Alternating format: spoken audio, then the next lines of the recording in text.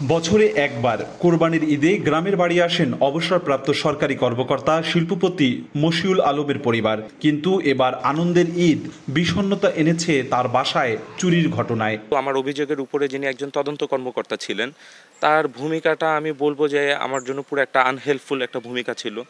আমি যখন এক পর্যায়ে যিনি সাসপেক্ট ধরা পড়েছেন, একজন যিনি নেওয়ার জন্য সব দিক থেকে তার জন্য সাসপেক্ট লিস্টের ভিতরে তিনি আছেন, তিনি বিভিন্নভাবে তার ঊর্ধ্বতন কর্মকর্তাদেরকে বলছেন যে না, তিনি হতে পারেন না।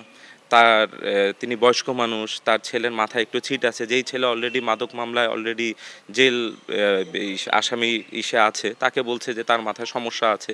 এবং আমি যখন মামলা দিতে চাইছিলাম, ঊর্ধ্বতন কর্মকর্তা যখন আমাকে বললেন যে আপনারা মামলা দিয়ে দেন, তখন সেই এএসআই আমাকে বলছে আপনারা মামলায় যেন না, মামলা দিয়ে কিছু হবে না, আপনারা মামলায় কিছুই করতে পারবেন না, আপনারা একটা অভিযোগপত্র দিয়ে গেছেন, এটা দিয়ে যা হওয়ার হবে, আপনারা মামলায় যেন না। অবশ্যই আমরা একটা ভয়ের ভিতরে আছি, আতঙ্কের ভিতরে আছি, কারণ আমরা যেই আসামিকে যে ধরিয়েছি এবং তার বিরুদ্ধে যেসব আমাদের কাছে এভিডেন্স আছে যে তারা একটা চক্র, যেহেতু আমি মামলা দিয়ে ফেলেছি, যারা যে কোনো সময় আমাকে হামলা করতে পারে। আনুমানিক 6 ভরির মতন গোল্ড নিয়ে চলে গেছে, সেটা আমি মানতে পারি, কিন্তু আমার ফোনটা নেওয়ার পিছনে রিজনটা আমি বুঝতে পারছি না। কারণ অ্যাপল 16 Pro Max এইটা ইউজ করার জন্য এটা হাইটেক, এটার জন্য একটা প্রসেস দরকার, কিন্তু এই ফোনটা নিয়ে তারা কী করবে? একটা মানুষের, তার একটা মেয়ের ফোনের মধ্যে অনেক পার্সোনাল ডকুমেন্টস থাকে, অনেক কিছু থাকে, তারা যেটা তার ফোনেই রাখে। আজকালকার নাও দিস ডেজ ফোন হচ্ছে কাইন্ড অফ একটা সেফের মতো, যেখানে তাদের পার্সোনাল এভরিথিং তারা রাখে। এখানে আমারও ছিল। অ্যান্ড আমি মনে করি ইন দ্য ফিউচার মেবি তারা আমার ফোনের থ্রুতেও আমাকে ব্ল্যাকমেল করতে পারে। আমার কাছে অনেক কিছু তারা আনএক্সপেক্টেডলি তারা চেতে পারে, যেটা হয়তো বা আমাকে দিতে বাধ্য থাকবে, বিকজ ওইখানেই আমার সব কিছু ছিল।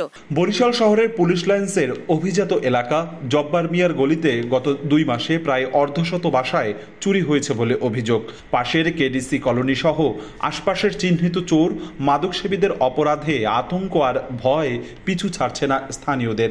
প্রতি রাতে পুলিশ চোরগুলো হানা দিচ্ছে।